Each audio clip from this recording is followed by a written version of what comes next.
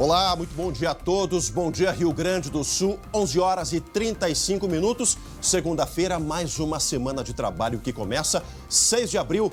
Veja agora os destaques de hoje. Tiroteio deixa 3 mortos em Canoas. Segundo a investigação, criminosos dispararam contra a brigada militar. Tu viu isso? Rodoviários da Zona Norte da capital param as atividades. Eles reclamam de falta de pagamento e de equipamentos como máscaras e álcool gel. Brincadeira de mau gosto. Vereador de Porto Alegre grava vídeo em família e precisa se desculpar. Ministro da Saúde e OMS recomendam o uso de máscaras caseiras para proteção contra o coronavírus. Saiba como fazer as máscaras e os materiais alternativos que estão sendo usados. O SBT Rio Grande, a sua companhia na hora do almoço e que vai até a 1h da tarde, já está no ar.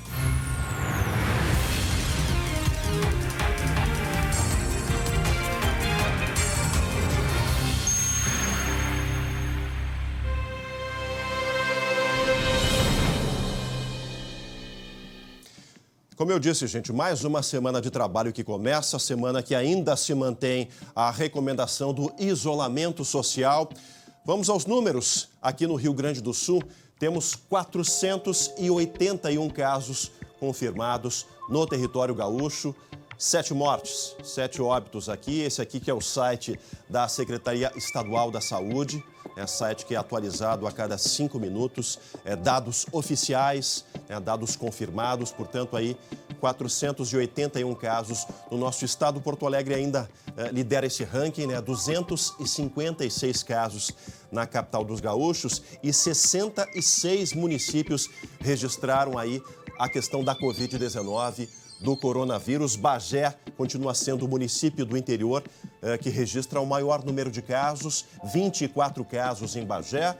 A gente tem aqui no Vale dos Sinos, a região metropolitana, Novo Hamburgo, à frente também desse ranking, infelizmente um ranking negativo, um ranking de casos confirmados, 20 casos em Novo Hamburgo.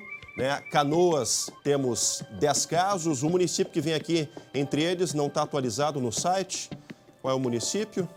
São 17 casos aqui. Enfim, são municípios aqui importantes do nosso estado, que estão aí sendo registrados. 66 municípios. E aqui o mapa, a distribuição da Covid-19 no território gaúcho. 333 casos na região metropolitana. Serra também registra casos. A região da Campanha, destaquei aqui Bagé, 24 casos na região da Campanha. Região noroeste, questão de Santa Rosa, Uruguaiana, ainda com poucos casos registrados. É a faixa de território do Rio Grande do Sul que registra a menor incidência da Covid-19 no território gaúcho. Vocês estão vendo, Eu estou aqui hoje no início da semana no SBT Rio Grande porque o meu amigo André Har, essa semana nós começamos uma alternância e reforçamos as medidas de home office aqui no SBT. Em torno de 70% da nossa redação está trabalhando de casa, fazendo a apuração das notícias, mandando os textos, a edição dos textos, muitos colegas de casa. E é o caso dessa semana do André Har, o titular do horário, que está em casa justamente fazendo esse acompanhamento. Nós vamos conversar com ele, vai ter um vídeo que o André gravou, vai nos enviar, de como ele está encarando tudo isso. O final de semana ele já permaneceu em casa, já se preparando para essa semana de home office. André Har, bom dia, meu amigo. Olá, Marcelo, olá a todos. Nós também no SBT estamos cumprindo um rigoroso compromisso nesse momento de isolamento social, mas não deixando de lado o nosso trabalho, a nossa profissão. Então, essa semana eu estou em casa. Jornalista trabalha 24 horas por dia, mas é claro que com o vídeo é um pouco diferente, alguns ajustes a gente vai fazendo e aos poucos a gente vai conseguindo participar desse momento tão importante que a gente vive. Ouvi hoje de manhã o prefeito Marquesan falando sobre a estrutura de Porto Alegre, fiquei um pouco mais tranquilo, digamos assim, sobre a nossa estrutura. Nós não temos hospital de campanha aqui em Porto Alegre, afinal de contas o inverno está chegando e a grande preocupação no momento é o preparativo também para o inverno. A temperatura na Itália, lá em Bérgamo, ontem foi de 27 graus, quer dizer, são temperaturas comuns para nós, mas que é um período bastante delicado já pelos problemas respiratórios que nós temos aqui no sul. Então são assuntos que a gente vai tratando durante a semana. Também quero conversar contigo sobre, quem sabe, um rodízio no comércio. O que tu acha, hein? Cada dia da semana um tipo de loja abrir, hein, Marcelo? Coisas que a gente vai discutir a partir desta semana. Um grande abraço a todos. Tchau, tchau. Grande abraço, André Rara. André que vai entrar durante toda essa semana, direto de casa. Daqui a pouquinho a gente vai conversar com a Luciane Coman, também a nossa colega jornalista, que está em casa, né, fazendo todo esse acompanhamento. E é uma ideia a ser discutida em seguida com o prefeito de Porto Alegre, Nelson Marquesan Júnior. Talvez aí essa ideia que o André deu de um rodízio no comércio, algumas atividades essenciais permanecem funcionando, né? E alguns comércios com algumas características, né, de recomendação mais específicas possam realmente trazer um alento para essa questão da economia, o impacto econômico diante da pandemia de coronavírus. Realmente percebemos aí restaurantes, os próprios shopping centers. Porto Alegre hoje completa 17 dias de isolamento social, né, de proibição do decreto de calamidade pública, de situação de emergência, enfim, que o prefeito já decretou há vários dias. E muita gente pressiona, né? Nos municípios no interior, especialmente. Eu sei que a Federação dos Municípios, a FAMURS, ela mantém o alinhamento com a recomendação do Ministério da Saúde, também da Organização Mundial da Saúde, com relação ao fechamento, né, ao lockdown horizontal, né, o máximo de prevenção para que o vírus não transite. O André gosta muito de falar que o vírus não está no ar, nós o transportamos, né? É uma expressão que ele utiliza e é realmente isso, gente. O vírus é transportado por nós, então se o comércio permanece fechado, a tendência é de que essa curva ela comece já a ser achatada. Hoje já começou a ficar um pouco mais frio. O André falou a questão da temperatura lá na Europa. O nosso inverno começa a dar as caras. Estamos no outono, então o pessoal que vinha de uma temperatura mais quente já começa a se resguardar um pouco, um agasalho, para não ser pego de desprevenido com relação à temperatura e talvez aí um resfriado vai baixar a imunidade e pode se tornar mais vulnerável para a questão do coronavírus. Vamos para a redação? Vamos conversar com o Jeremias Werneck, que está na redação acompanhando. Jeremias, bom dia, meu amigo. Bom dia, Chamalho. Bom dia para todo mundo em casa.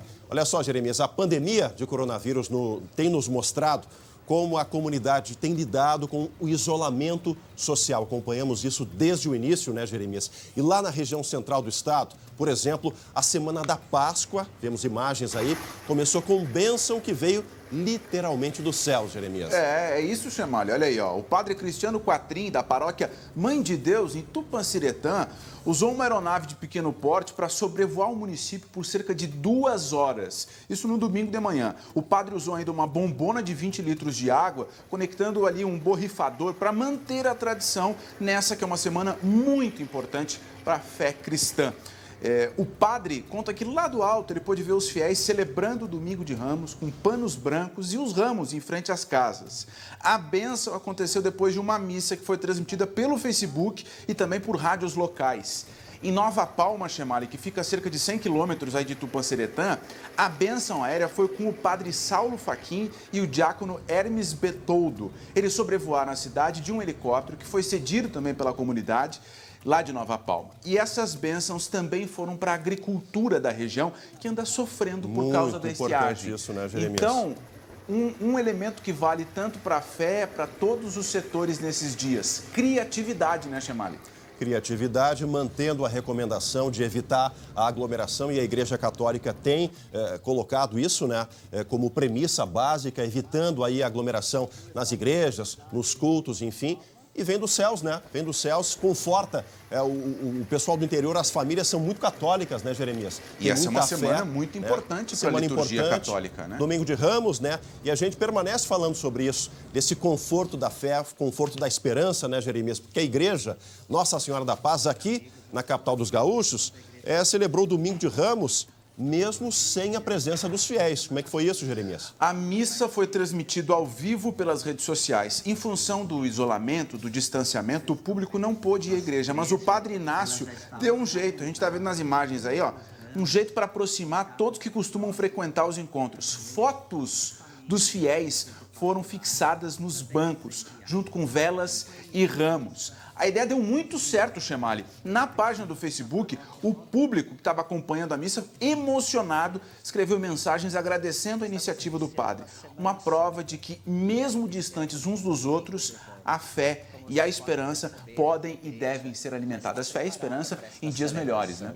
Vamos ouvir o padre? Fotografias das famílias, dos grupos pastorais, colocamos ramos perto. Tá aí, realmente emocionante, né, Jeremias? Criatividade, né? E aí passando sempre aquele recado, né, da questão da recomendação, evitar aglomeração, o hashtag Fica em Casa. Todas as famílias em casa, mas a fé presente no coração de cada um deles, né, Jeremias? É que a igreja, seja ela católica ou evangélica, qualquer que seja, o princípio dela é a comunidade, né? Exato. Atender a comunidade. Então, as fotos aí, elas retratam isso. A comunidade representada ali em um ambiente que simboliza esse congraçamento de quem vive perto. A ideia foi muito bacana do padre, né? Muito, muito bacana. E a gente permanece falando de bons exemplos. Na zona sul da capital, a cavalgada, né? A questão da solidariedade veio a quatro patas, a tradição dos gaudérios, né, Jeremias? Um grupo de amigos fez uma cavalgada solidária no sábado pelas ruas do Lamy, Chemali. Os cavalarianos dos Amigos da Solidariedade. Eles são ligados ao CTG Recanto do Lamy e recolheram quase 1 tonelada de alimentos não perecíveis. Esses donativos vão ser distribuídos entre famílias da região na Sexta-feira Santa, ou seja, no final dessa semana agora, né? As assistentes sociais que atuam no Lamy estão ajudando a identificar quem mais precisa. Se você aí de casa que está nos assistindo quiser ajudar, pega o telefone, anota aí, 519862 111 49 ou no 51 9937 76769. E pode falar com a Teca ou com o Nerci Silva, que estão entre os organizadores dessa ação. Ou seja, tem o pessoal ligado às igrejas e tem também os tradicionalistas, né? Chemali, eu vou repetir os números, tá? Repita, por favor, Jeremias. Eu te pedi esse destaque aí, porque realmente é importante. Nós temos aqui destacado sempre isso, a questão da solidariedade, seja com a Igreja Católica, as igrejas evangélicas, os grupos de voluntários e agora o pessoal que mantém a tradição dos gaúchos sempre em alta. Repita, por favor. E a Zona Sul tem CTGs e piquetes que são muito engajados, viu? Meu pai é ligado na cultura tradicionalista e na Zona Sul aqui de Porto Alegre tem muitos CTGs também que fazem essas ações durante o ano inteiro. Telefone 9862 111 49 ou então o 9937 76769. Falar com a Teca ou com o Nerci Silva. Tá aí, tá dado o recado. Realmente um baita exemplo dessa gauderiada, dessa gauchada aí. Todos ali, ó o destaque, todos de máscaras, né? Porque essa realmente é a recomendação atual, né, Jeremias? De máscaras, charrete, né? Se protegendo, a charretezinha ali, né? Levando a família. E aí o pessoal fazendo ali a marcha junto, caminhando, junto com os cavalarianos. Um exemplo bastante positivo. Tá aí na tela, né, Jeremias? Tá aí na tela, ó. Os telefones, pessoal que não conseguiu anotar. Isso. Tire uma foto com o celular, faça a anotação, papel e caneta na mão, tá aí, ó. 98621 1149 ou o outro número, o 993 776769. Ajude esse pessoal a continuar fazendo bem para a Zona Sul de Porto Alegre, para as famílias lá do Extremo Sul. Jeremias, daqui a pouquinho a gente volta a conversar contigo aí direto da redação aqui do SBT. E olha, pessoal, o ministro da Saúde e a Organização Mundial da Saúde recomendaram à população sem sintomas, acabei de falar nisso, o uso de máscaras caseiras para se proteger do coronavírus. Quem precisa sair de casa pode usar o utensílio como proteção. O passo a passo de como fazer a sua máscara, você confere agora na reportagem da minha amiga lá de Santa Maria, a Bruna Tasqueto. Roda aí. É nessa fábrica de roupas que o grupo de voluntários se reúne para cortar os tecidos. Depois, o material é encaminhado para costureiras finalizarem as máscaras em casa. Juntos, eles já confeccionaram 20 mil itens para doação.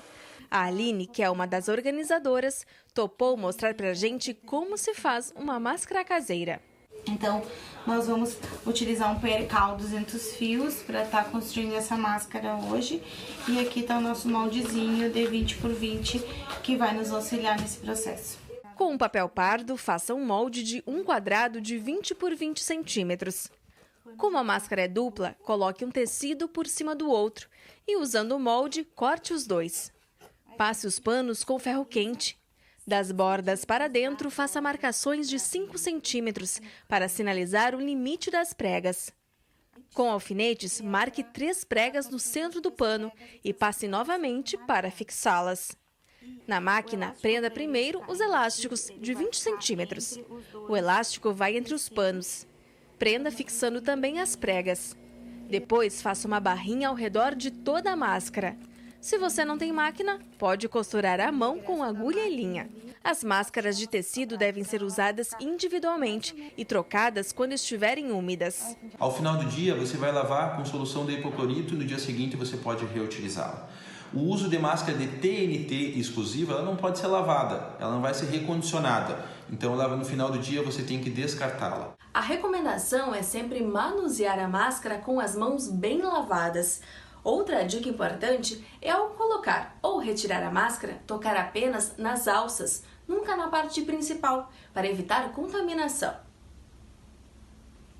E lembre-se que mesmo protegido com tecido, você não deve tocar no rosto. O Ministério recomenda que máscaras cirúrgicas e N95, que tem esse nome porque filtra 95% das partículas do ar, sejam priorizadas para os profissionais da saúde. Lembrando, né, gente, essa recomendação aí do ministro da Saúde, Luiz Henrique Mandetta, ela mudou ainda na semana passada.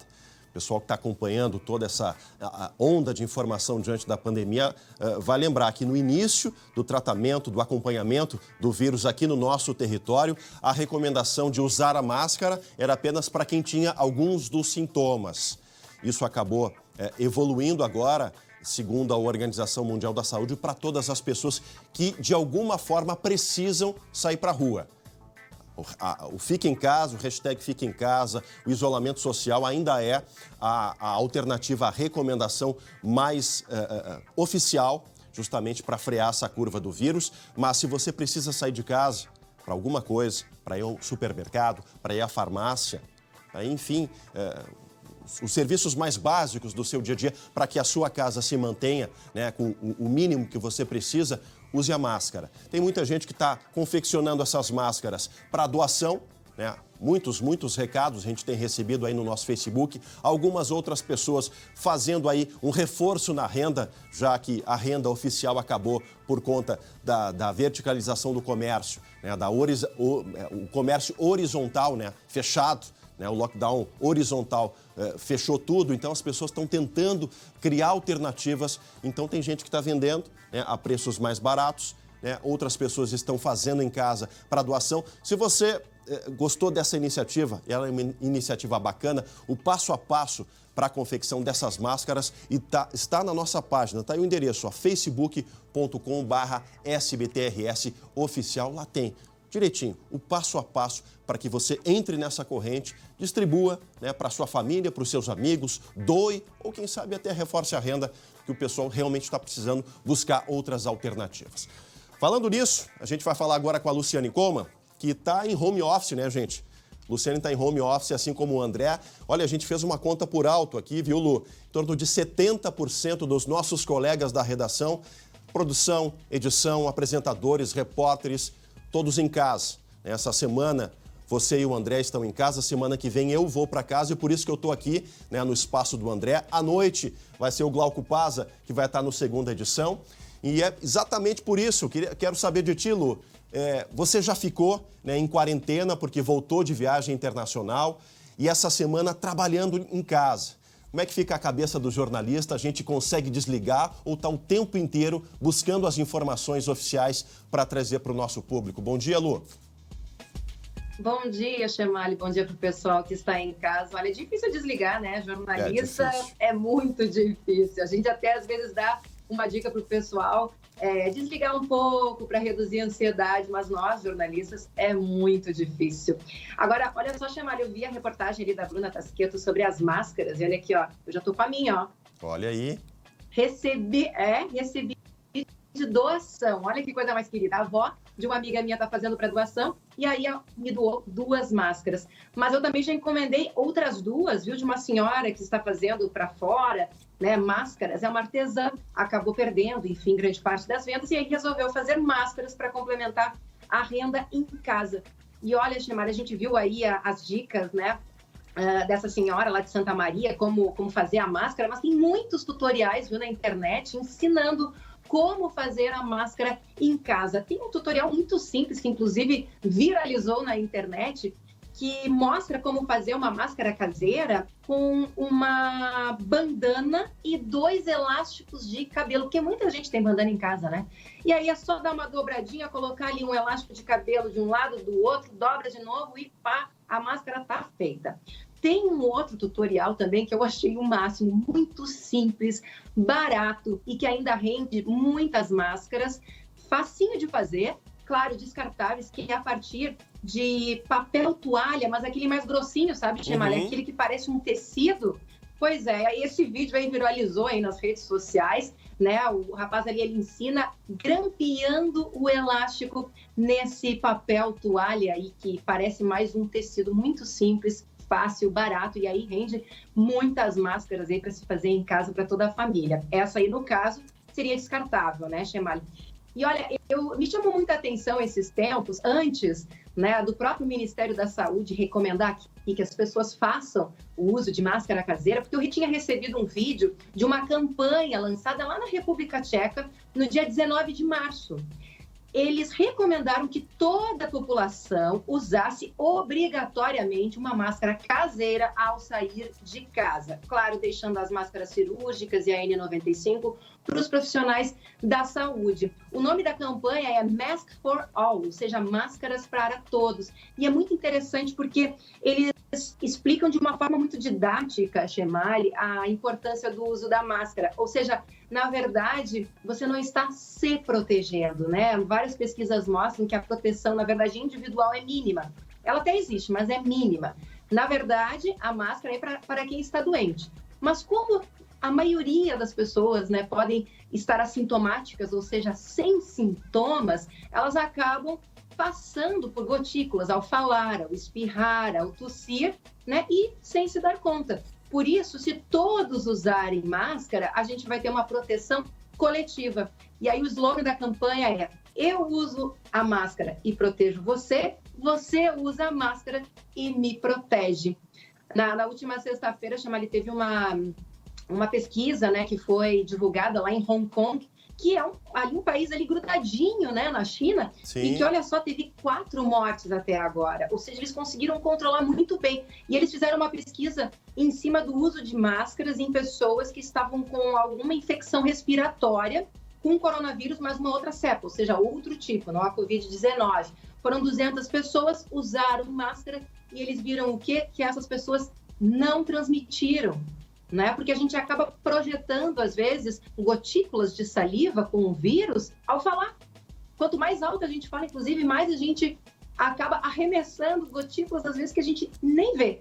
E aí a carga viral que está no ar, ou seja, no ambiente, ela reduz muito se todos nós usarmos máscaras, né, em ambientes públicos. Então, achei muito interessante, porque não é uma proteção individual. Ao usar uma máscara, a gente está ajudando o coletivo, a gente está ajudando a todos a reduzir aí essa pandemia tão assustadora, né, Chemali? Sem dúvida. Agora, Lu, de quanto em quanto precisa se esterilizar essas máscaras caseiras, limpar, ela tem uma durabilidade?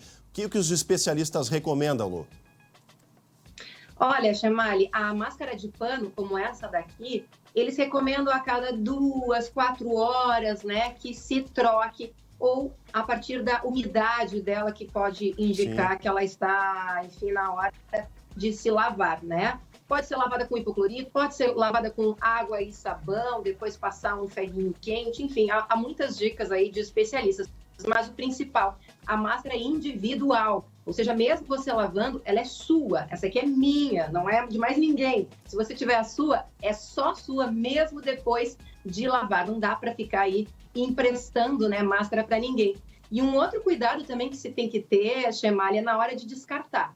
primeiro, as máscaras descartáveis tem que ter muito cuidado, porque vai ter alguém ali que vai estar coletando esse lixo, né, em algum momento. Então, tem alguns especialistas que dizem para você colocar no lixo e ainda colocar algum desinfetante ali junto ao lixo para evitar a proliferação desse vírus também ali no lixo, né, ou para onde for conduzido esse lixo aí que você está descartando. Então, tem muitos cuidados que a gente tem que ter, um hábito novo, né? Lá no Arrásia é muito comum, mas quem sabe agora a gente começa aqui a adotar esse hábito que traz mais higiene e menos infecções. Tá certo. Luciane, obrigado pelas informações, um bom trabalho para ti de casa. Eu sei que durante toda essa semana você vai entrar de casa, enfim, vai fazer a apuração dessas notícias. O espaço está aberto para ti e para o André. Qualquer novidade, qualquer nova informação, por favor, nos acione, porque o espaço aqui do SBT Rio Grande vai até a 13h. Um grande abraço, Luciane. Tchau. Pessoal, tá aí a Luciane de casa, né? Entrando de casa.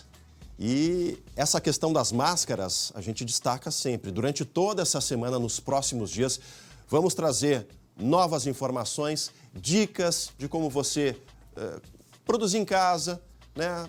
Quer fazer uma renda extra, quer fazer uma doação, todas essas dicas vão estar no nosso Facebook e a gente mantém um compromisso. Todos os dias falar sobre proteção à Covid-19. Vamos voltar a falar com Jeremias Werneck, direto da nossa redação, porque, Jeremias, as pessoas que dependem do transporte público enfrentaram transtornos nesse início de semana, na segunda-feira aqui em Porto Alegre, isso porque teve protesto, né? Na garagem, região norte, é isso, Jeremias? Isso, Chemali. Apenas um dos 85 ônibus que deveriam ter saído nessa manhã atendeu os porto-alegrenses logo cedo. Um grupo de rodoviários protestou em frente à garagem da Nortran e impediu a saída dos veículos da empresa. Não teve bloqueio no local, tá, Chemali? Mas os integrantes do sindicato conversaram com os motoristas e cobradores que iam chegando para trabalhar e convenceram eles a aderir a essa paralisação. A categoria reclama que apenas 80% do salário de março foi pago. Eles afirmam também que houve redução no valor dos tickets e que horas extras não foram pagas. Segundo a EPTC, veículos da Sopal, eles foram remanejados para suprir a demanda das 6 linhas afetadas. Sobre as reivindicações, Chamali, a nossa reportagem conversou com o vice-presidente do Sindicato dos Rodoviários. Vamos ouvir o que ele tem a dizer. Nós viemos aqui reivindicar o que é o nosso direito. Trabalhamos 100% e não foi pago 80%. Ticket das férias, eles acabaram não colocando o ticket das férias. Isso existe uma multa de 10% pelo descumprimento.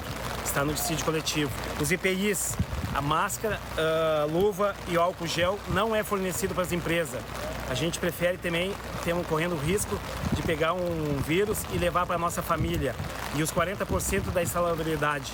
Esse aí é o nosso direito que a gente procura reivindicar. É isso aí, é um impasse, né? Agora, Jeremias, entendemos evidentemente a reivindicação dos trabalhadores, a dificuldade dos empresários desde o início dessa pandemia, desde o ano passado, né? A prefeitura já vinha alertando essa questão das dificuldades do sistema de transporte público entrar em colapso, se criar alternativas. Agora, em menos de um mês, já faltou dinheiro para pagar o salário dos funcionários, Jeremias. Claro que o salário, sendo pago não integralmente, ele afeta muito, mas a gente tem visto algumas categorias se sacrificarem, entre aspas, nesse período de pandemia. O que me chama a atenção é o relato do vice-presidente do Sindicato dos Rodoviários dizendo que eles não recebem as máscaras e nem o álcool gel, né?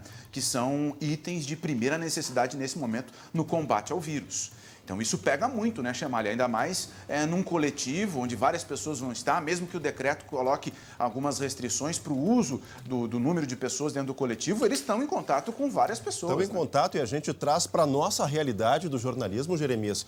Os repórteres, enfim, quem está circulando aqui na TV, nós, semana a semana, fomos aumentando as restrições de circulação aqui no SBT, justamente para proteger os nossos colegas, os nossos colaboradores, as nossas famílias e o nosso emocionamento emocional também acaba sendo afetado diante disso. Isso que aqui, em todos os corredores, pessoal que não conhece a TV aqui dentro, todos os corredores têm aqueles borrifadores de álcool gel, recebemos máscaras. O pessoal da retaguarda, né, da limpeza, a cada 2 horas circula pela TV fazendo a higienização.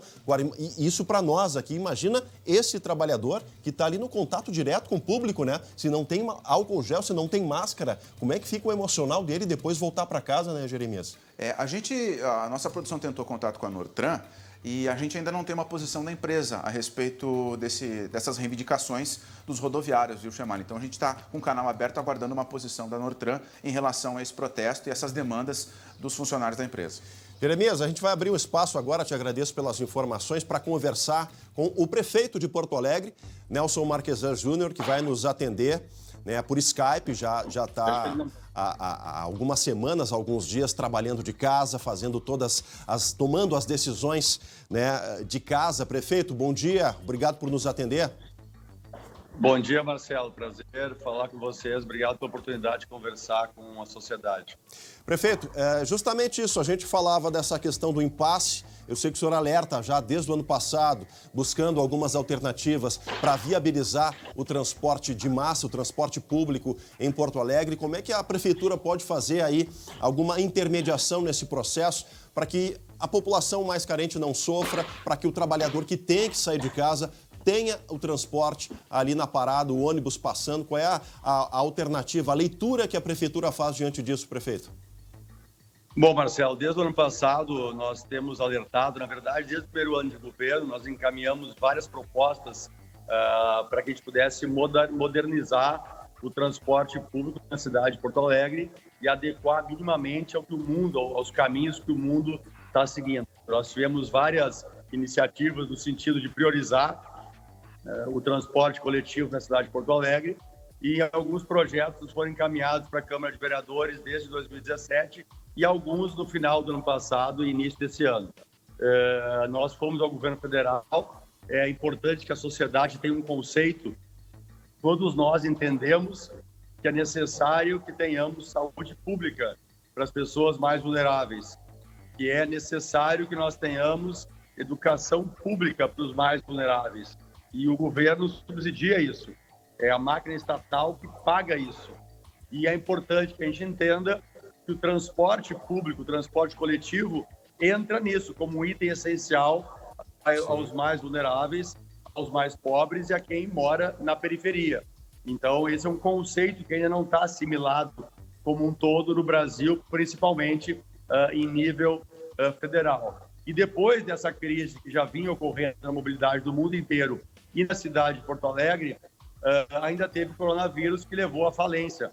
Nós temos hoje menos de 20% dos pagantes estão andando de ônibus na cidade de Porto Alegre. Então, caiu em 80% o movimento, quase 80%. Então, isso é uma situação que realmente levou as empresas a uma situação falimentar. O sistema de mobilidade urbana do Brasil inteiro e provavelmente uma parte do mundo está falido. As alternativas, elas têm que ser de curtíssimo prazo, algumas, que é buscar recursos para subsidiar as empresas durante uma semana, 2 semanas, 1 mês, mas a gente precisa entender que neste formato adequado não haverá recursos públicos para sempre. Com o número de pagantes diminuindo, nós precisamos alterar a mobilidade, o sistema de transporte, não só em Porto Alegre, mas do Brasil inteiro. Então, há de vir uma ajuda do governo federal para cidades que têm acima de 250 mil habitantes. Para ter uma ideia, o custo disso é 2,5 bilhões por mês, né? A ideia é que venha pagando um crédito, né? Dando um cartão de crédito para as pessoas mais humildes poderem utilizar o ônibus pelo mês inteiro e que esse valor seja, então, o valor que vai financiar as empresas, que vai viabilizar essa receita das empresas. Mas veja bem, as empresas têm despesas fixas, né, que terão que se adequar a esse novo cenário. Metade da despesa fixa é despesa de pessoal. Nós tentamos um projeto simples que autorizava as empresas a não serem obrigadas a contratar um cobrador para cada motorista e que garantia o emprego de todos os cobradores atuais, até que eles se aposentassem ou buscassem uma outra alternativa, como serem motoristas, etc. A gente não conseguiu aprovar isso na Câmara de Vereadores, nem esta modernização simples. Certo. Então, vai ser um grande desafio a gente fazer isso, olhar para frente, para o futuro e redesenhar o nosso sistema. E a questão da intervenção do governo federal parece ser o caminho mais viável. Agora, prefeito, eu queria reforçar uma informação. O senhor retorna hoje ao Paço Municipal, as suas atividades aí na Prefeitura de Porto Alegre. Passou os últimos dias aí em isolamento, diante de todas as decisões e da recomendação. De casa, como é que o senhor percebeu as reações da cidade? Porto Alegre, 2 semanas depois, 17 dias de isolamento social, de proibição do funcionamento do comércio. O senhor, como comandante do Executivo, como percebeu as reações da cidade, prefeito? Eu retornei da minha quarentena segunda-feira passada já. Eu tive contato com os 2 presidentes da nossa dupla Grenal e os 2 foram testados positivos, do coronavírus. Então, eu tive que obedecer a orientação da Organização Mundial da Saúde, do Ministério da Saúde, e fazer a minha quarentena. Realmente é um grande exercício. Eu posso dizer que eu trabalhei mais de casa do que eu trabalho aqui na Prefeitura. E realmente é um grande exercício, E eu quero agradecer muito a população de Porto Alegre que entendeu. Por mais que os órgãos públicos do mundo inteiro se mobilizem no isolamento, quem pode fazer isso para funcionar, só funciona se a população se mobilizar. Eu agradeço muito pela compreensão de cada cidadão, de entender que esse é um momento inédito, diferente, novo, e que a gente precisa da união e da compreensão de todos. E é muito importante, Marcelo, deixar uma mensagem. Este é um momento que ele não acaba em 1 mês, em 2 meses. O vírus vai continuar entre nós. A capacidade desse vírus de ele passar de uma pessoa para outra é acima daquilo que era conhecido na ciência, Ele está desafiando o mundo inteiro. Então, esse é um fator. O vírus está entre nós, ele vai ficar entre nós e a capacidade, a velocidade de contaminação dele é acima da média e é isso que nos desafia. E a segunda mensagem é que nós não temos uma vacina para esse vírus. E provavelmente, espero que eu seja desmentido, essa vacina vai demorar ainda 1 ano para ser desenvolvida.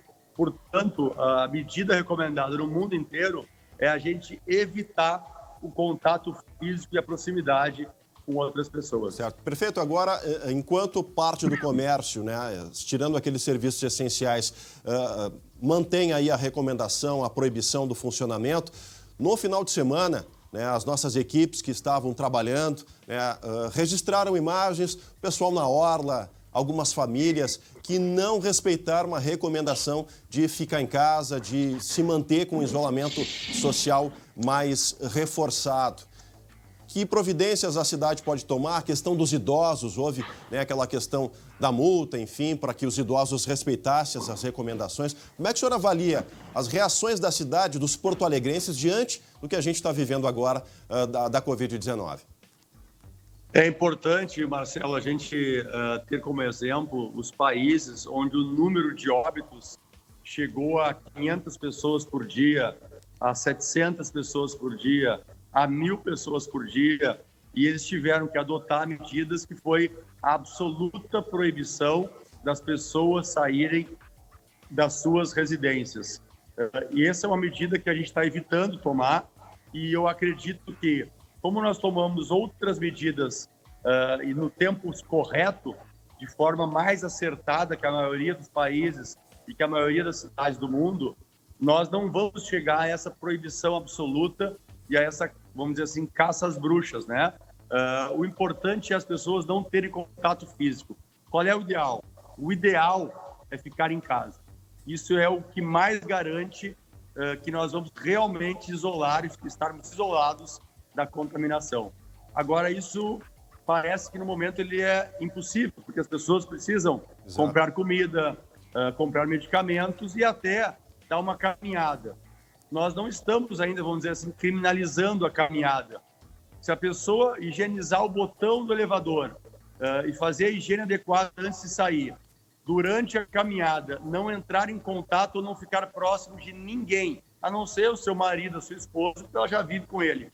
Mas não fazer rodinhas, não se agrupar, manter a distância, procurar horários e locais que não tenham aglomerações e fazer a higiene no retorno para casa, é evidente que ela corre mais risco de se contaminar e de contaminar alguém do que se ela ficasse só em casa. Mas vamos dizer que isso é um risco dentro da etiqueta de higiene, Sim. Isso é um risco aceitável ainda, inclusive recomendável para a questão de sanidade mental. Prefeito, há uma previsão de reabertura para o comércio e eu já emendo a pergunta no coração da nossa capital, que é o mercado público, a semana de Páscoa, né? O que pode acontecer com as bancas do mercado, com a relação entre os clientes e aqueles permissionários e uma previsão da prefeitura, se é que já se tem, se pode jogar isso mais para frente, da reabertura do nosso comércio, prefeito. O mercado público ele está aberto. Os locais de comércio de alimentação estão abertos no mercado público e nós expandimos o horário, nós autorizamos as empresas ali que comercializam alimentos a ficarem abertas 7 dias por semana, 24 horas por dia. Eles não, até hoje, eles iniciaram às 7h30 da manhã e vão ficar abertos até às 21 horas, justamente para aumentar o horário e evitar aglomerações. Se houver aglomerações, a gente vai ter que, de alguma forma, orientar no outro sentido. O objetivo é sempre manter a distância física entre as pessoas e o máximo que puder fazer de isolamento, manter. A gente fez um apelo aos supermercados para que eles ampliem seu horário de atendimento para evitar aglomerações e a gente autorizou, a partir de hoje até a outra segunda, a abertura das lojas de chocolates, para que a gente, de novo, evite aglomerações em qualquer um estabelecimento que venda chocolate. Certo. Prefeito, se fala muito na questão do ficar em casa, do isolamento social. Eu queria que o senhor destacasse a questão da população de rua, né? As pessoas que vivem em situação de rua, o trabalho que a FASC vem desenvolvendo junto com voluntários, com outras entidades, que trabalho é feito, de que forma a FASC vem intensificando isso e também a questão da higienização dessa população de rua. Me parece que existem aí tentativas de colocação de algumas pias portáteis. Isso pode ser permitido, não pode ser permitido? Qual é a viabilidade dessa questão, prefeito? Olha, a gente teve algumas empresas que vieram fazer doações grandes para a gente montar hospitais de campanha. Sim. E essas empresas vieram com a intenção de ajudar. E a gente orientou a elas e está fazendo estudos técnicos e vai fazer a qualificação dos nossos hospitais. A pessoa é muito melhor atendida na sua segurança, na sua saúde, dentro de um hospital, do que no hospital de campanha. Portanto, Porto Alegre deverá ser uma das únicas cidades do Brasil, ou capitais, que não deve hoje, talvez mude no futuro, mas hoje, que vai conseguir atender a demanda toda de UTIs e de leitos dentro de estruturas hospitalares que são muito mais competentes e preparadas para o atendimento de um cidadão, de um paciente, do que um hospital de campanha. E esses doadores entenderam e estão direcionando as suas doações agora, então, para a gente equipar e reformar hospitais, né? E a mesma coisa a gente diz na questão da atenção às pessoas na área social. A gente tem que qualificar as estruturas públicas, as estruturas que são adequadas. Colocar uma pia na rua, veja bem, primeiro, vai ter um encanamento, construir um encanamento para levar água. Segundo, construir um encanamento do esgoto, porque senão a água vai ficar naquele local. Terceiro, manter naquele local aleatório sabonete, uma limpeza permanente, uma manutenção permanente e, às vezes, vai incentivar aquela pessoa a ficar na rua. E nós não entendemos que a rua é o local adequado para um ser humano. Então, a gente pede para essas pessoas que querem ajudar que elas equipem os banheiros públicos, que elas mantenham os sabonetes dos banheiros públicos, que elas qualifiquem o atendimento nos banheiros públicos, que elas ajudem a qualificar as estruturas de atendimento social que já existem e a melhorar esse atendimento. Porque se a pessoa quer ajudar é uma coisa. Agora, se a pessoa tem uma vontade individual de aparecer e doar uma pia, então ela não quer ajudar. Ela quer construir uma pia e aparecer. Então, o nosso apelo vamos remar todos no mesmo caminho, naquilo que a ciência recomenda, naquilo que a melhor técnica recomenda. Prefeito... E a melhor técnica não é manter pessoas na rua, é levar as pessoas para serem atendidas de forma adequada, no local adequado. Exatamente. Rapidamente, para a gente concluir ainda nesse assunto, além do albergue Felipe Dil, ali no Navegantes, existem outras opções que a Prefeitura faz, que vai trabalhar para transformar em abrigo 24 horas, justamente para acolher essa população que hoje, infelizmente, está na rua, prefeito? A gente, além da ampliação dos abrigos, da descentralização dos abrigos e vários abrigos que existem na cidade já, a gente amplia algumas estruturas que são de recebimento durante o dia dessas pessoas para fazerem a sua higiene e que elas podem desfrutar. Hoje a gente está ampliando isso e essa semana a gente vai apresentar as ampliações adequadas para uma demanda, Marcelo, que infelizmente deverá aumentar muito. Então, os formatos tradicionais de recepção dessas pessoas, eles não vão atender às necessidades futuras. E surge uma necessidade que vai ser maior do que qualquer um deseja, que é a necessidade de dar alimento para as pessoas. Infelizmente, isso vai aumentar muito e a gente tem que reorganizar as estruturas públicas para essas novas e maiores necessidades. Tá certo. Prefeito Nelson Marquesan Júnior, obrigado pela atenção de conversar com a gente aqui no SBT Rio Grande. Bom trabalho para o senhor, para a sua equipe, Marcelo, enfim, para todas as pessoas aí de Porto Alegre. Preciso agradecer muito ao trabalho das equipes da Prefeitura, da área da saúde, fiscalização, segurança e todos que estão se doando, aos cidadãos que estão aí entendendo isso é um movimento que depende da cidade como um todo, e a vocês da imprensa que tem um papel importantíssimo de esclarecimento e de manter a nossa cidade unida em torno de combater um único adversário, um único inimigo. Agora esqueçam os outros adversários. O nosso adversário, o nosso inimigo, o nosso único inimigo agora é o coronavírus. Muito obrigado pelo trabalho que vocês estão realizando. Grande abraço. Tá certo. Um abraço, prefeito. Bom, gente, meio-dia, 21 minutos, tá aí as imagens, né, dessa conversa, desse bate-papo com o prefeito, mais de 20 minutos aí abordando os temas importantes da nossa cidade, da nossa capital dos gaúchos, para que a gente seja referência no combate à Covid-19. Meio-dia, 21 minutos.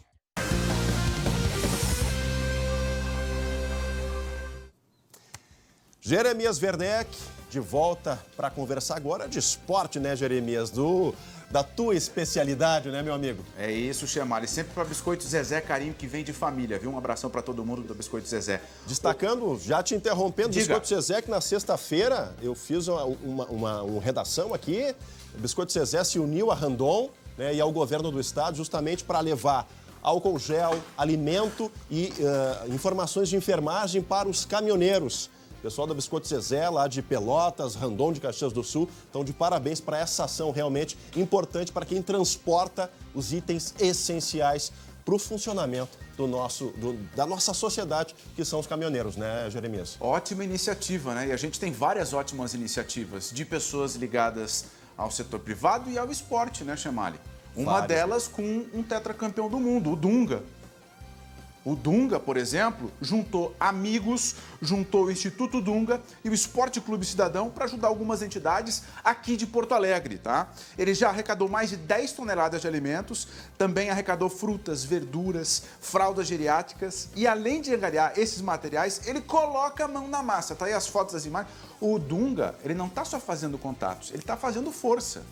Olha aí, ó. Põe força nisso, né? Olha aí, ó. Vamos ouvir ele. As imagens mostram o Dunga botando mesmo os alimentos no caminhão para distribuir. Vamos ouvir o Dunga. Vamos repetir, bota aí de novo. Convidando todos aí a fazer o desafio do bem, né? A vida nos desafia a cada momento. Muitas vezes nós somos desafiados e fizemos coisas incríveis, coisas que nós nem pensávamos que poderíamos fazer. Agora, a vida está dando mais uma oportunidade para nós, né? Nos desafiando a sermos solidários, a sermos humanos, a sermos pessoas melhores, né?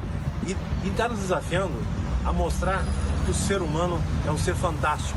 que quando necessita, está pronto para ajudar. Então quero dizer para vocês que todos vocês estão desafiados. Eu estou com meus amigos aqui, todos eles presentes, né?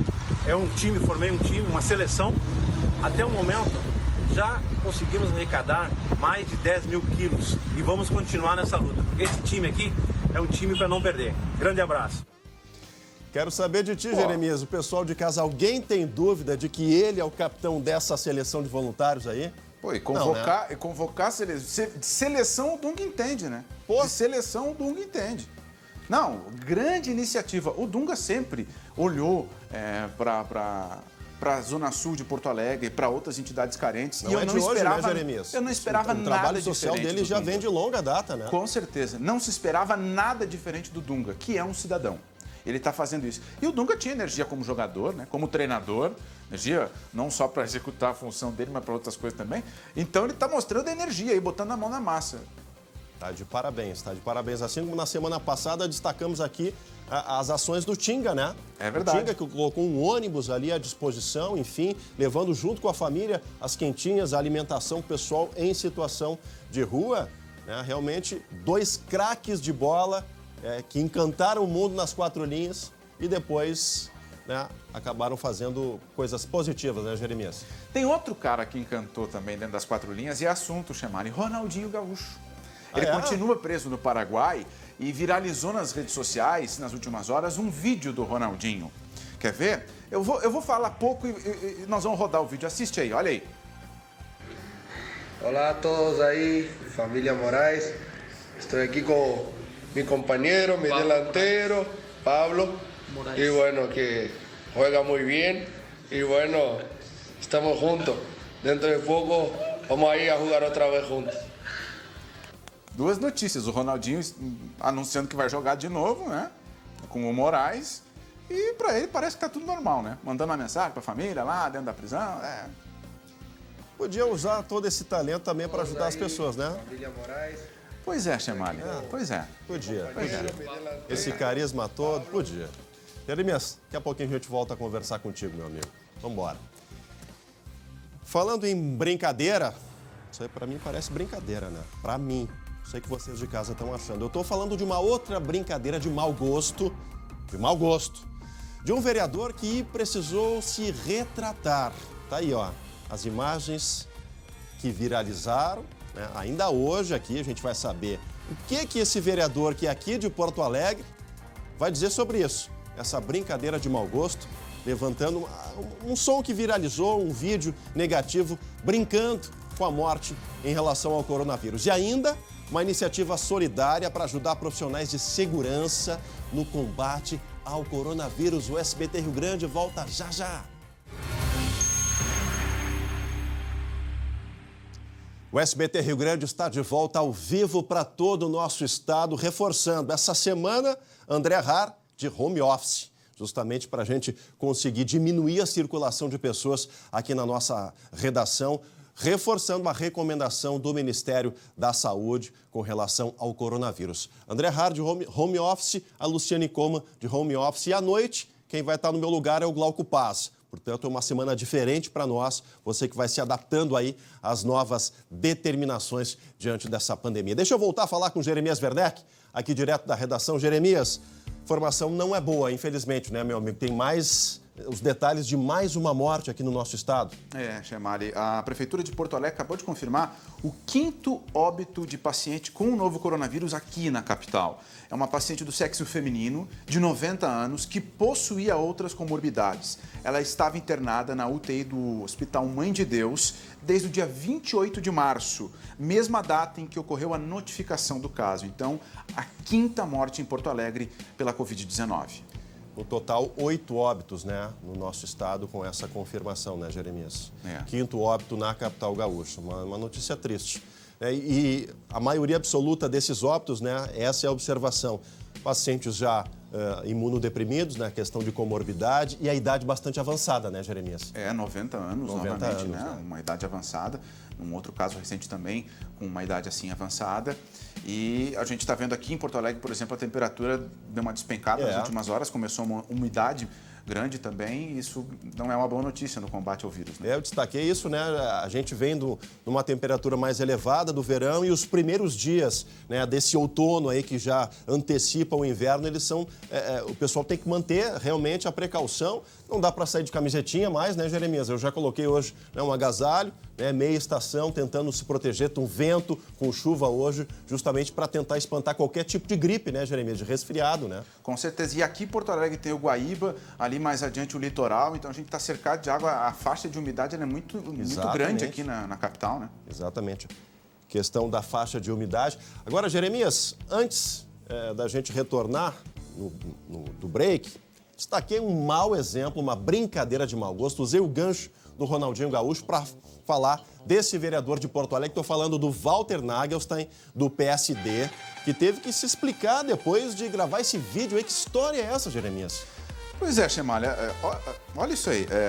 Esse é um vídeo que circulou nas redes sociais, onde o vereador aparece com a família fazendo uma piada, uma paródia sobre as mortes provocadas pelo novo coronavírus. Na primeira imagem, o Walter Nagelstein aparece chegando em casa. Em seguida, ele simula um espirro em direção à esposa.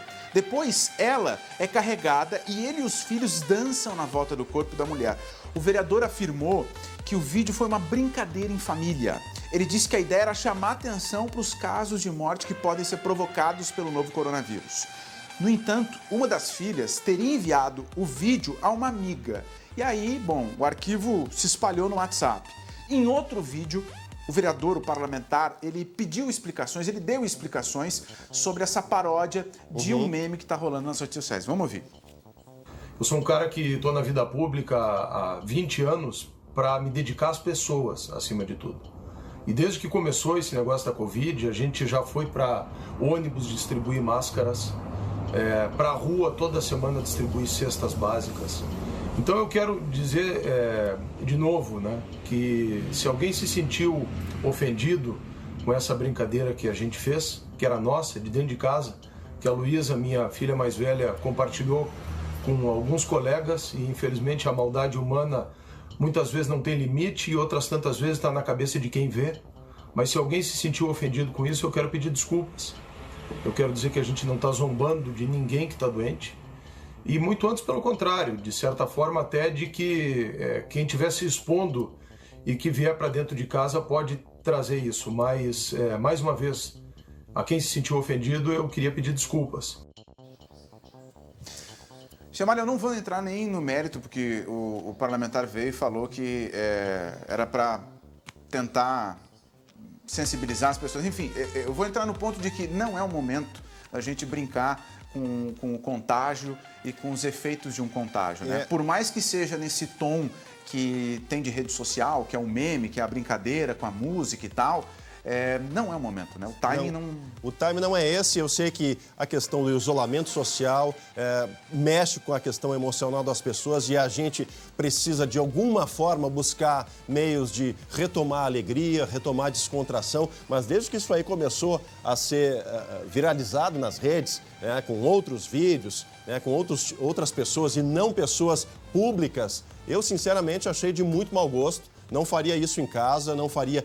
E eu conheço o vereador, já trabalhei, já acompanhei ações positivas dele, a questão da arrecadação de agasalhos da comunidade judaica. Sei que ele é uma pessoa séria, respeita os jornalistas, tem suas posições políticas, mas eu acho que aí realmente pediu desculpas, se retratou, mas deu uma escorregada. Não é o momento, né, Jeremias?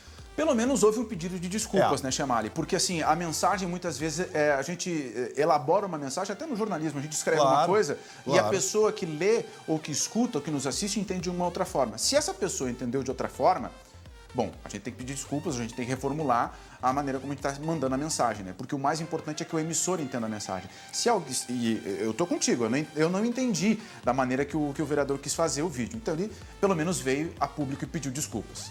Tá certo.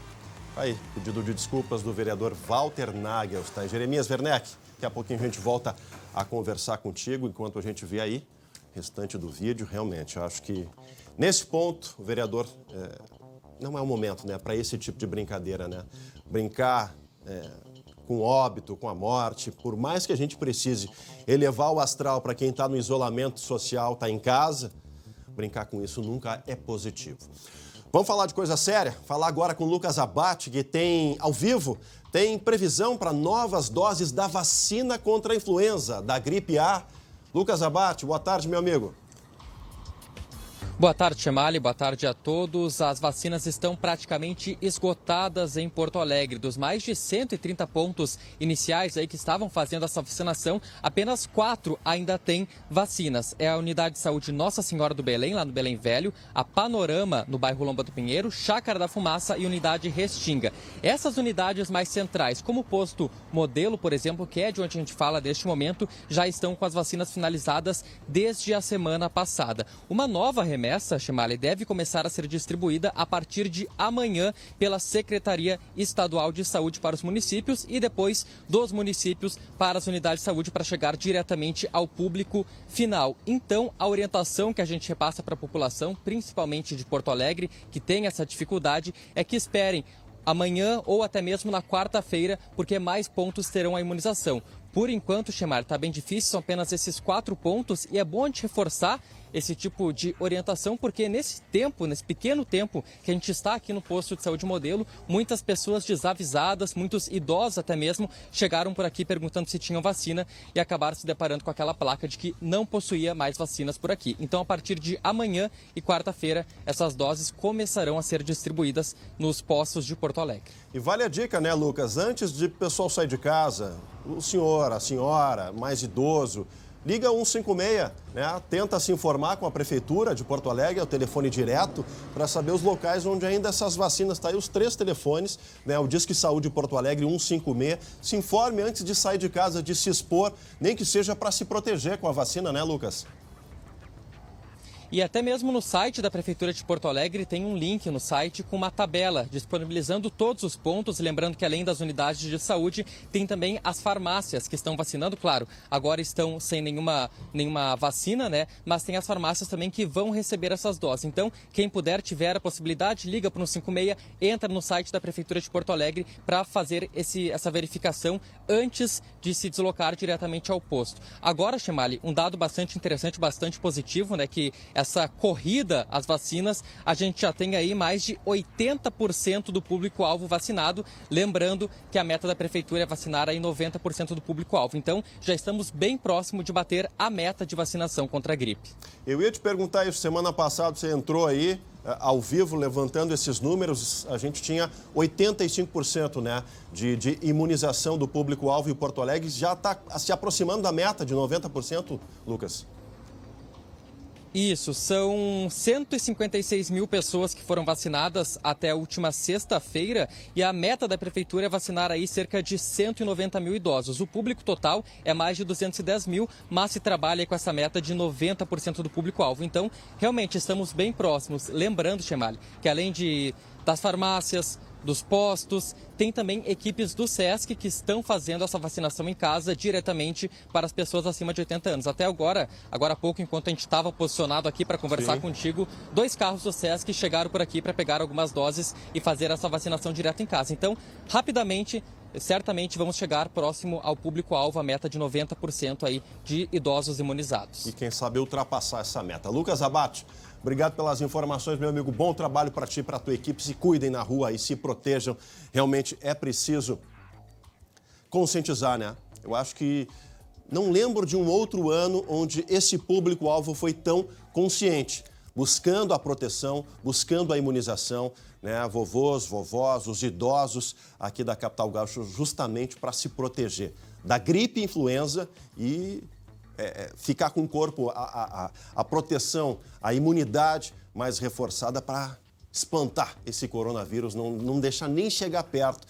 Claro que com todos os cuidados de higiene, máscara, álcool gel, água e sabão, né? É sempre bom a gente lembrar que o ponto mais eficaz é a higienização das mãos frequente com água e sabão. Está em casa, que é o que preconiza aí os especialistas, é água e sabão, gente. Deixa o álcool gel para quando precisar ir ao súper, precisar ir à farmácia, enfim, é um serviço fora de casa, leva o álcool gel. Mas está em casa, é água e sabão, é a forma mais eficaz. 20 a 30 segundos, esfrega dedo por dedo, palma da mão, enfim, faz toda a higienização com relação a essa questão da higienização das mãos, né, com água e sabão. A gente está tentando estabelecer um contato, em seguidinha tem mais um vivo, mais um município de da região metropolitana de Porto Alegre vai entrar ao vivo com a gente aqui, mais um prefeito. Enquanto isso, gente, a Universidade Federal do Rio Grande do Sul, do nosso estado, criou soluções para ajudar no combate à pandemia. O hospital universitário vai receber pias automatizadas que facilitam o hábito de lavar as mãos. Falei disso agora. Isso em espaços públicos, olha só. As universidades seguem engajadas na luta contra o coronavírus. Da engenharia de automação e de computação, professores, técnicos e alunos uniram esforços para criar um equipamento muito importante durante a pandemia. A Organização Mundial de Saúde recomenda a instalação de estações de higiene das mãos com água limpa e sabão, principalmente em zonas mais pobres. A FURG saiu na frente e já providenciou 2 modelos de pias que podem atender a essa demanda. O papel de uma instituição federal de ensino superior, o papel de uma instituição de pesquisa pública, é fomentar essas ideias, demonstrar que a gente tem capacidade de produção mesmo em curto intervalo de tempo. Isso foi um projeto que, desde a motivação até essa concepção, foi desenvolvido em 5 dias. A pia evita que o usuário abra e feche a torneira e se contamine. Um dos modelos se vale de um sensor infravermelho para o acionamento da água. No outro modelo, um sensor libera o sabão líquido que sai de dentro da torneira. E um segundo sensor despeja água por 15 segundos. Aquelas que necessitam transitar em ambientes públicos possam ter uma alternativa de higienização das suas mãos, utilizando aquilo que é o convencional, aquilo que elas estão acostumadas a usar e de mais baixo custo, que é a água limpa e sabão. As pias são resultado de uma frente tecnológica coordenada pela universidade para combater e prevenir o coronavírus, chamada de ITEC Corona. Toda a tecnologia de códigos de acionamento, a FURG repassa livremente para quem quiser reproduzir os modelos. É um produto que a gente tem que deixar nos nossos espaços urbanos em profusão para fomentar essa ideia, para manter essa ideia de que a asepsia das mãos é uma das mais valorosas formas de tu manter as pessoas saudáveis, né?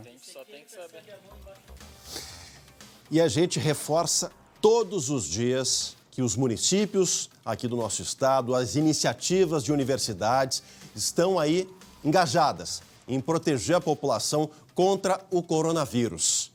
E a gente vai falar agora com a região metropolitana, em Gravataí, aqui na região metropolitana, uma estrutura deve ser montada junto ao Hospital Dom João Becker para atender pessoas com a Covid-19. Vamos conversar agora, então, com o prefeito de Gravataí, Marco Alba, que começou a conversa conosco na sexta-feira. Tivemos problemas de internet, a internet está sobrecarregada durante essa questão do coronavírus, e aí não pudemos seguir na conversa, mas hoje o prefeito vai conseguir conversar com a gente, já está aqui ao vivo. Prefeito Marco Alba, boa tarde, prefeito.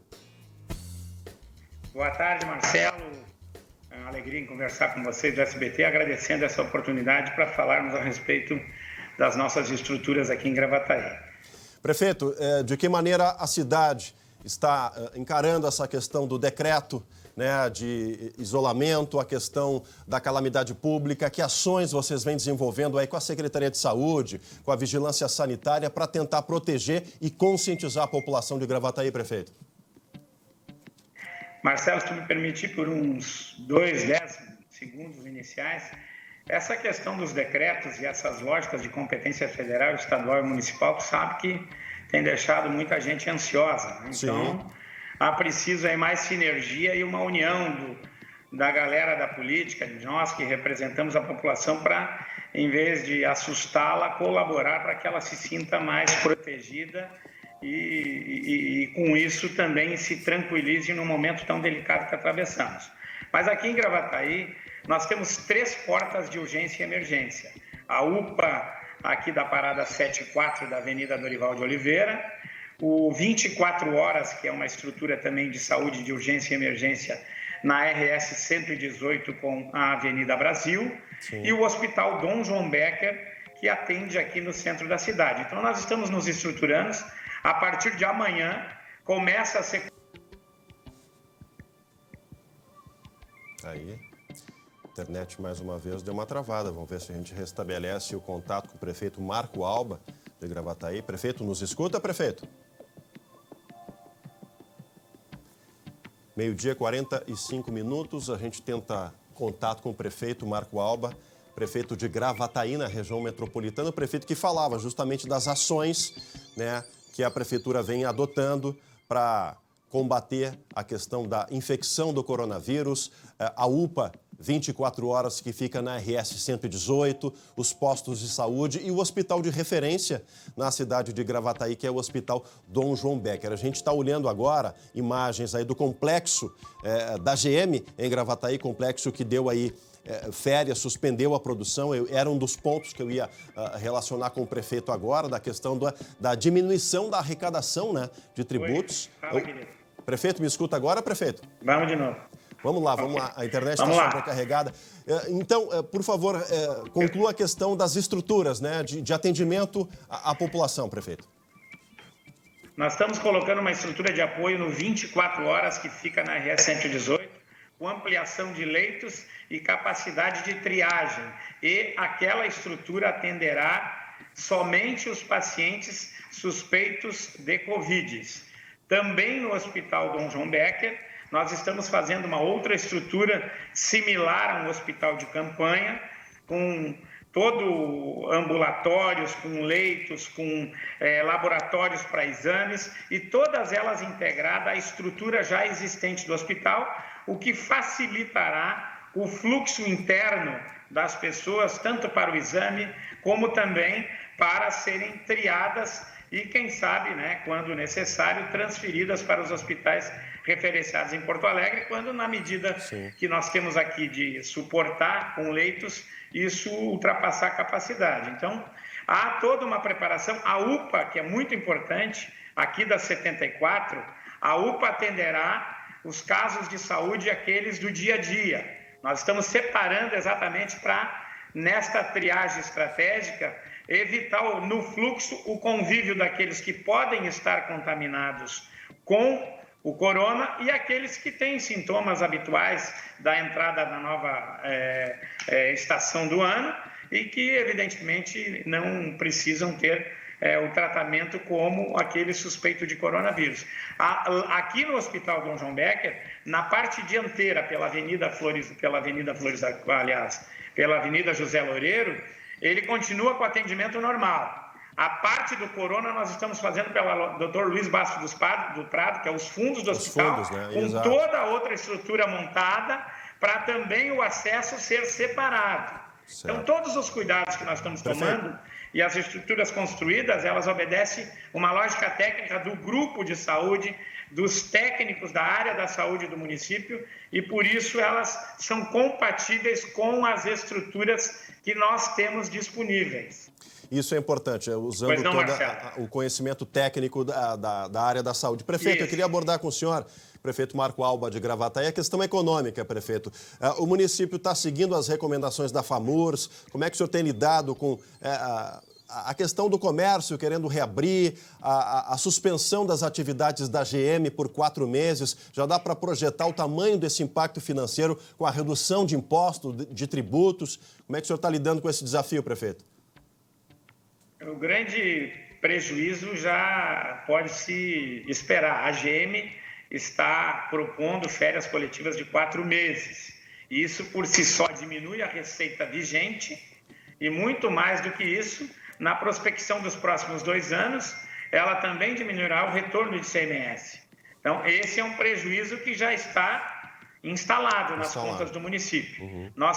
Nós calculamos hoje, se continuar mais alguns dias essas indefinições no aspecto da retomada econômica, muito embora a gente tenha feito algumas adaptações ao decreto do governador, em torno de uma redução já prevista de 60 a 80 milhões de reais na receita desse ano. Então, diminui 80 milhões e nós precisamos seguramente buscar em torno de 40 a 50 milhões se as proporções da pandemia obedecerem às projeções que estão sendo feitas. O decreto estadual define, Chemalho, a abertura do comércio em Gravataí só a partir do dia 16. Portanto, a abertura do comércio no estado do Rio Grande do Sul hoje é regulada pelo decreto 55.154 do governador. Nós não podemos reduzir nenhuma restrição que o decreto estadual faça. Nós aqui liberamos a construção civil, né, e a indústria deverá voltar a partir da próxima semana, porque junto ao Estado do Rio Grande do Sul e também pelo decreto do governador, jamais foi proibido a atividade industrial e a atividade da construção civil, apenas imposta medidas restritivas. Então, por isso que eu falei no início, a imperiosa necessidade dos agentes públicos a nível municipal, estadual e federal construir uma sinergia urgente, porque isso está desestabilizando a comunidade gaúcha de um modo geral. Nós temos até uma certa autonomia para impor medidas mais restritivas que o governo do estado, desde que embasada cientificamente. Mas aí tu imagina, o governador diz uma coisa, amplia a capacidade de atividade econômica e os municípios restringem. Então vira uma disputa insana num momento em que nós devemos, na verdade, como disse o prefeito Marquesan, nos unirmos para enfrentar o coronavírus. Fala, querido. Prefeito, o senhor segue a mesma linha do governador Eduardo Leite, de que os municípios, o Estado, estão ainda esperando uma posição mais firme do governo federal, esse socorro? Quando esse socorro do governo federal vai chegar para os gaúchos, prefeito? Olha, ele chega primeiro para o Estado, Marcelo. Isso é que é o triste.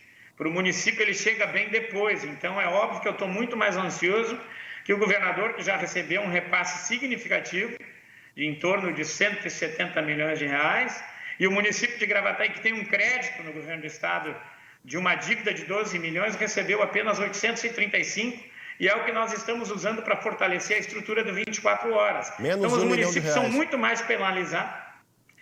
Os municípios são muito mais penalizados por essa burocracia federativa, União, Estado, e o último sempre que é atendido é o município, e é onde as coisas evidentemente acontecem. O que nós queremos afirmar aqui, e esta semana será muito importante, que nós estamos fazendo uma avaliação aqui com o nosso corpo técnico da vigilância e técnicos da área médica, em que se nós tivermos que destoar, como destoamos hoje um pouquinho aqui já, do decreto estadual, e isso for imperioso para que a gente possa mostrar para a população o quanto de preocupação nós temos, nós vamos fazer. Hoje nós passamos fiscalizando os bancos e aqueles que não tomaram as medidas de proteção aos cidadãos mais vulneráveis, na fila, no distanciamento, em algum abrigo, eles são excetuados desde que crie as condições dos clientes serem protegidos também na sua área do risco de saúde.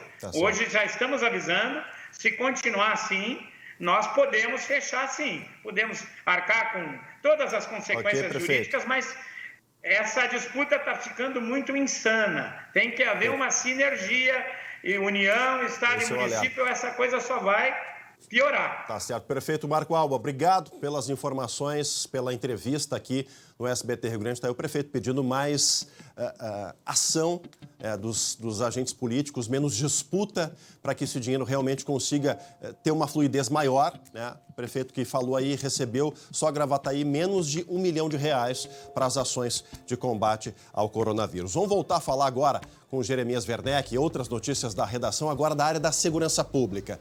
Jeremias, 3 homens morreram num confronto na cidade de Canoas essa madrugada. Os detalhes, Jeremias.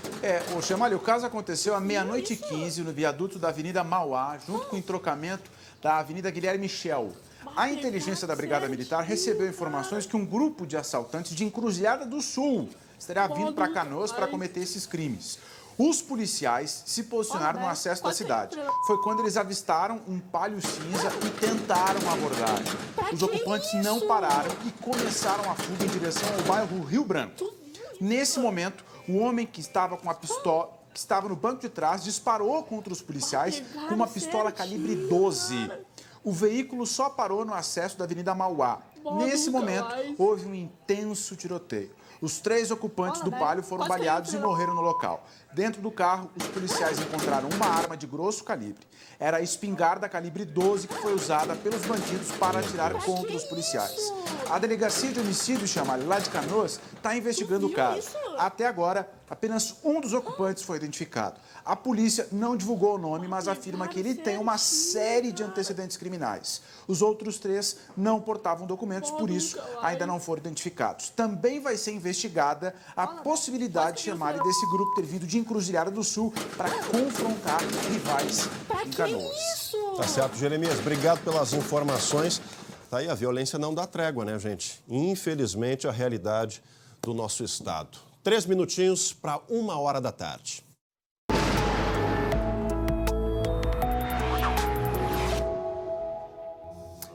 Olha, o domingo de sol levou muita gente aqui, ó, pertinho para a Orla do Guaíba, em Porto Alegre, contrariando as recomendações das autoridades sobre quanto ao isolamento social, mas teve uma virada no tempo. É sobre isso que a gente vai falar agora com a Estael Cias.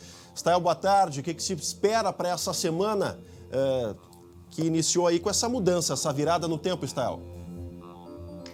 Boa tarde, Chemali. Boa tarde a todo mundo. Pois é, nós tivemos a chegada de uma frente fria, a instabilidade agora é mais significativa na parte norte do Rio Grande do Sul. Já tivemos bons acumulados de chuva hoje no estado, mais de 40 milímetros ali na região de Juí, Horizontina, região de Santa Rosa. Agora, essa instabilidade já está avançando rápido. Uma nova massa de ar polar vai chegar ao Rio Grande do Sul e promete derrubar a temperatura. Temos vários alertas. O primeiro deles é a chuva se afastando, a estiagem não tem uma grande alteração, infelizmente, nesses próximos dias. Amanhã e na quarta-feira, mas especialmente na terça, o vento se intensifica porque tem um outro ciclone atuando no mar, um pouco mais distante do que o da semana passada, mas vai trazer vento forte para toda a faixa litorânea, Costa Doce e Grande Porto Alegre.